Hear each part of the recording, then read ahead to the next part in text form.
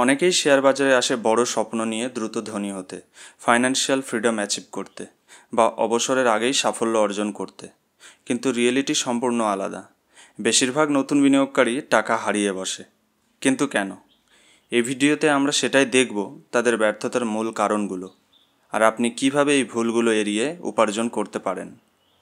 তো প্রথম কারণ, অবাস্তব প্রত্যাশা। বিশ্বের সবচেয়ে বড় ইনভেস্টর ওয়ারেন বাফেট, যিনি বিগত 50 থেকে 60 বছর ধরে 22% করে রিটার্ন আনছেন। কিন্তু নতুন বিনিয়োগকারীদের মধ্যে অনেকেই ভাবে দ্রুত লাভ হবে।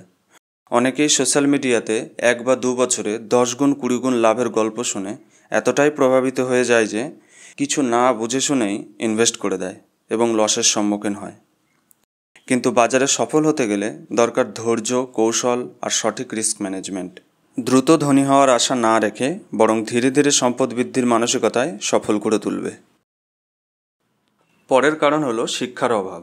শিক্ষা ছাড়া শেয়ার বাজারে ইনভেস্ট করা মানেই হলো জুয়া খেলা। কখনো লাভ হয়, কখনো লস। বেশিরভাগ নতুনরা বিনিয়োগের আগের মূল বিষয়গুলোই শেখে না, যে পি রেশিও কী, প্রফিট অ্যান্ড লস কী করে দেখতে হয়, ফাইন্যান্সিয়াল হেলথ কেমন, ব্যালেন্স শিট কীভাবে পড়তে হয়, কঙ্কল রিপোর্ট কীভাবে দেখতে হয় এবং আরও অনেক কিছু আছে ফান্ডামেন্টাল অ্যানালাইসিসে। তো এগুলো না জেনে শুনে যে কোনো কোম্পানিতে ইনভেস্ট করার ফলে লসের সম্মুখীন হতে হয়। পরের কারণ, ট্রেন্ড ফলো। বাজারে যখন বুল মার্কেট চলে তখন সবাই শেয়ার বাজার নিয়ে আলোচনা করে। এমনকি সোশ্যাল মিডিয়াতে বিভিন্ন ট্রেন্ডিং স্টক নিয়ে আলোচনা করা হয়। আর এইসব দেখেই নতুন ইনভেস্টররা খুব আকর্ষিত হয় এবং যে কোনো কোম্পানিতে বা এই ট্রেন্ডিং স্টকে ইনভেস্ট করে দেয়। আর এটাকেই ভিড়ের সাথে চলা বলে। আর ভিড় যখন বাড়ে তখন বিপদও বাড়ে।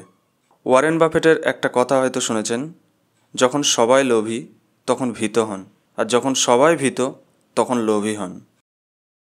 এর পরের কারণ হলো ইমোশনাল ডিসিশন। বাজার পড়লে শেয়ারগুলো ভয়ে বিক্রি করে দেওয়া, আর বাজার বাড়লে ফোমোতে কিনে নেওয়া।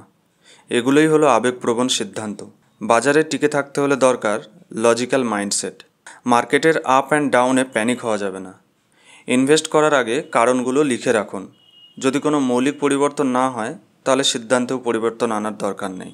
বারবার কেনাবেচা করলে বারবার লসের সম্মুখীনই হতে হবে। এর পরের কারণ হলো কোনো পরিকল্পনা ছাড়া বিনিয়োগ। অনেকেই ইনভেস্ট করে কোনো লক্ষ্য ছাড়াই। না আছে টাইম হরাইজন আর না আছে রিস্ক লেভেল। শুধুই অনুভূতির উপর ভিত্তি করে শেয়ার কিনে ফেলে।